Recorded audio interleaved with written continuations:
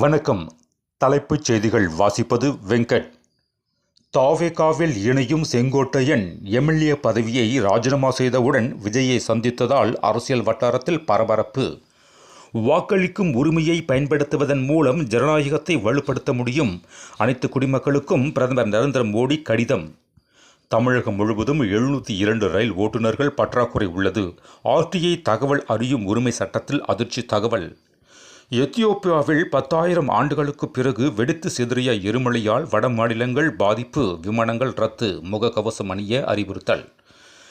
SIR பணிகளில் தமிழக அளவில் திருவண்ணாமலை மாவட்டம் முதலிடம் பிடித்தது. கரூர் கூட்ட நெரிசல் விவகாரம் சிபிஐ விசாரணைக்கு 2வது முறையாக நகர இன்ஸ்பெக்டர் ஜி மணிவண்ணன் ஆஜரானார். குற்ற வழக்கால் வேலை வாய்ப்புகளை இழந்த இளைஞர்களுக்கு ரூபாய் 8 லட்சம் இழப்பீடு வழங்க வேண்டும். தமிழக அரசுக்கு உயர்நீதிமன்றம் உத்தரவு. தமிழ்நாட்டை தீவிரவாத மாநிலம் என்று திமிர்பிடித்து பேசியிருக்கும் ஆளுநரின் திமிரை அடக்க வேண்டும். ஈரோடு மாவட்டத்தில் நடைபெற்ற அரசு விழாவில் முதல்வர் மு க ஸ்டாலின் பேச்சு.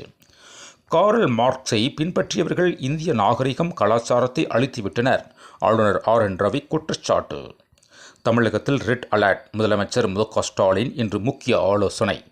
மேலும் விரிவான செய்திகளுக்கு அரசியல் ராஜ்யம் மின் இதழை படியுங்கள். நன்றி, வணக்கம்.